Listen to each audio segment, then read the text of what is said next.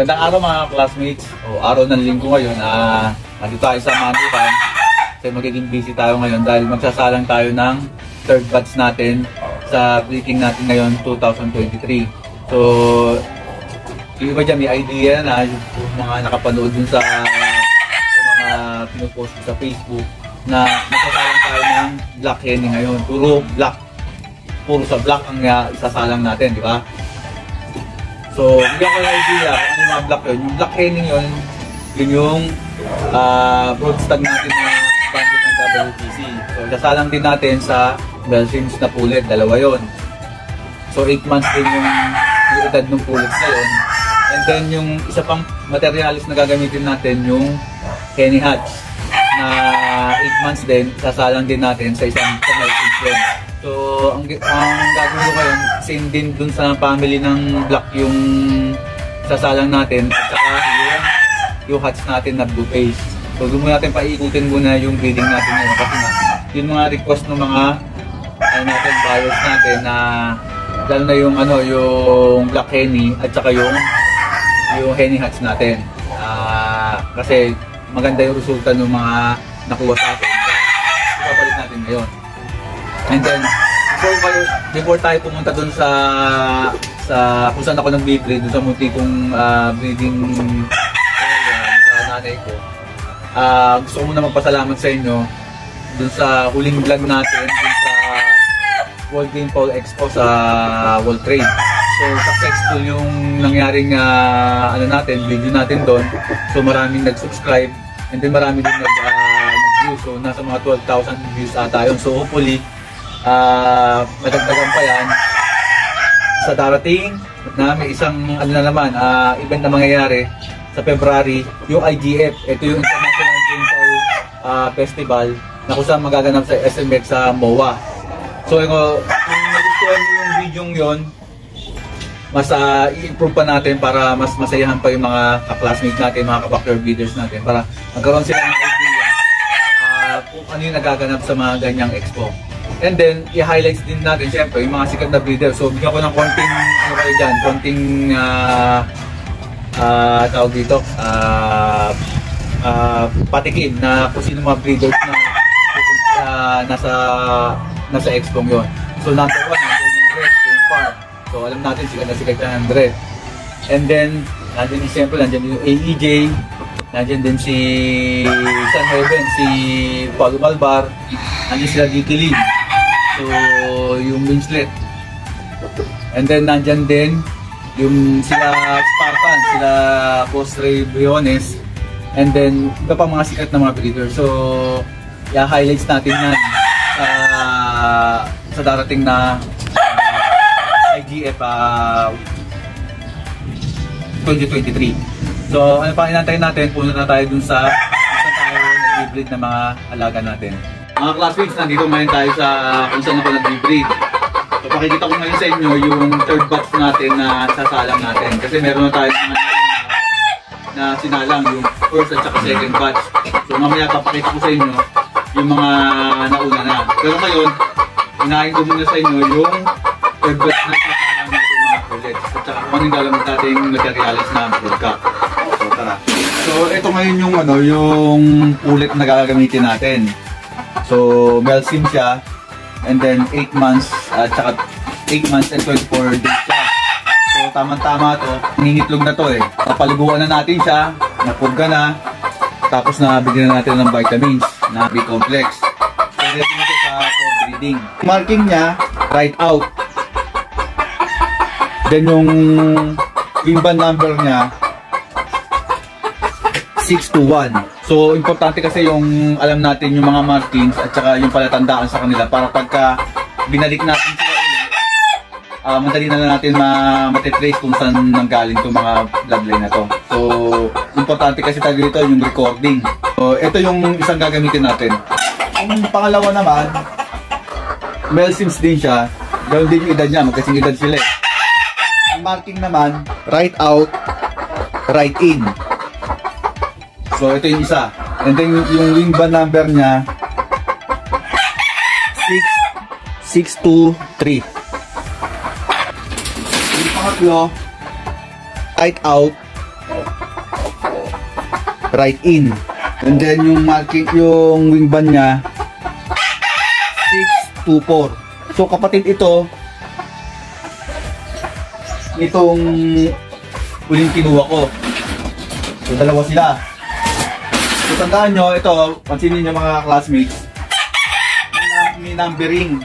So yung una, number 2, number 6, at number 7. Kasi nga ang ginagawa natin, tawag dito, single mating yung ginagawa natin, battery type yung ginagawa natin pag-breed. Yung second batch na ginamit ko, ito yung Henny Perfection Roundhead. So mamaya yung itlog nito isasalang natin kay Pentakasi. So siguro mga ilang piraso lang yun. So ito kinasa ko naman sa Perfection na Roundhead na pure natin. Ito naman yung Henny hatch natin na so binaba isang babae, di ba? Nalito kayo, no? So ibig sabihin ito maglalabas to ng binabae na anak, pero babae siya. So pinasa ko din to dun sa black Henny natin na malaki yung palong niya. So hindi ko ito yung last day ng ginamit ko siya kasi nga medyo lumiliit na yung itlog. So isasalang na natin yung mga itlog nila. Meron pa kasing isa akong ginamit nandun sa isang manukan yung isa, yung Gilmore na pure Gilmore natin ng high action na galing kay Boss Onin. So mamaya pakita ko sa inyo kung ano itsura niya. Sabi ko sa inyo kanina na ginamit ko isang materialis doon. Gilmore to na high action. Ginamit ko ng first batch at saka second batch to. So medyo lumiit na siya at saka lumiit na yung itlog. So kaya ko na siya. Ito kinasa ko naman ito sa winning line natin na Perfection Roundhead. So hopefully maganda yung maging resulta niya. Tsaka naman to, subok na itong bloodline na to kasi galing sa kay Boss Onin Lorenzo. So alam natin yung may-ari ng Progressive Water Supply sa BNG. Yun, ito yung yung gagamitin natin, ginamit na natin na materyales. So napakita ko na yung pullets na gagamitin natin. Ayun naman yung broadcock broad stud na gagamitin natin para itapat dun sa mga pullet natin. Ito naman yung gagamitin nating broad stud. Actually na to, naglugo na to bull na to So mga nasa 14 months na to, 15 months. Ito banded ng WPC to, Lakeborn. So naglugo na siya. Ito ngayon ipantatapat natin doon sa number 2 at number 6. So parang lumalabas na parang pamangkin nito yung dalawang pullet na isasalang natin. So kasi ginagawa ko din breeding para ma-preserve natin yung mataas na percentage ng bloodline nila. And then gagawin natin siyempre para mag-battle cup siya, battle cross, ikakasa natin sa ibang bloodline pagka lumabas na yung mga anak nila. Pwede sila gamitin sa breeding. So dalawa lang muna yung gagamitin natin. Pantapat natin dito. So ito kasi yung winning line natin na Black Henny. So ayan. Ito naman yung isang gagamitin natin na brood stud. So ito naman 8 months lang din to. So 24 days. Ito bultong-bulto yung katawan. Ito naman yung Henny hatch natin na winning line natin. Ito naman ikakasa natin dito sa number 7. So sa Belsins din. Kaya naman nagustuhan ko itong gamitin itong brood stud nito. Yung characteristic na gusto ko sa isang binabae nandito. Kasi una-una salto siya, angat, at saka malakas na malo. At saka bultong-bulto yung katawan. At saka ito din yung mga request ng mga buyers ko na ganito yung gusto nilang bilhin sa akin. Kaya ito, ikakasa natin to. So ganun din, single mating din yung gagawin natin sa kanya para dito sa number 7. So yun, tatlo muna yung gagamitin natin na pullet, dalawang stud. At isang stud at saka isang bull stud na broadcock.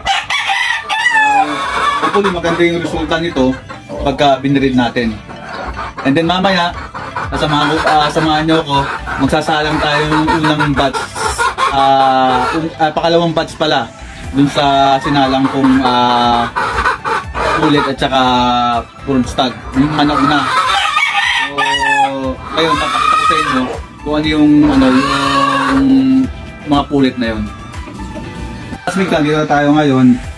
Ito yung mga itlog na isasalang natin. Tatlong pulit yung ginamit natin. Ito yung mga itlog nila. Ito yung number 7. So ito yung number 7. Pansinin nyo, may number siya. May date nung kailan siya ng itlog. At syempre, importante, naglalagay kami ng initial namin pag sinalang namin sa poultry supply. Kasi ang importante kasi doon, dapat na re-record natin yung mga bloodline na sinasalang natin. Importante kasi yan. And then ito yung number 2. So mamaya lalagyan ko ng initial. And then yung huli, yung number 1. So yan, sinegregate ko na kasi mamaya pag sinalang ko yan sa poultry supply, yan yung sasabihin ko kay Nognog para sila yung magkakasamang batch. Para pagka napisa sila, madali ko na silang ma-trace kung ano yung father at saka mother nung mga itlog na sinalang natin at saka yung sisiw na lalabas. So, yun lang. Mamaya samahan nyo ako dun sa kay Pentakasi.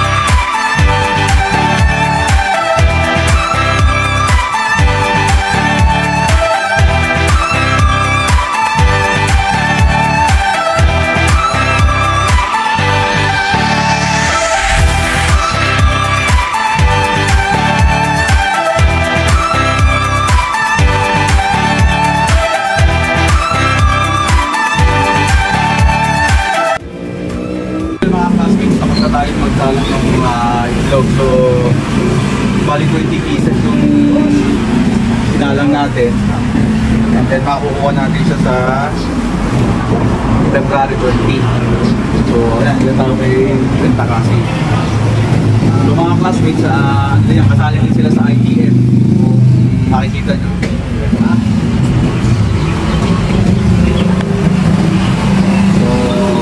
Yun, hindi na nagtatapos yung video natin. Kung nagustuhan nyo yung video natin, paki-subscribe, like, and share. And paki-pindutin na rin yung notification bell para lagi tayong updated sa mga videos natin. So hanggang sa muli mga classmates, magandang araw sa inyo lahat.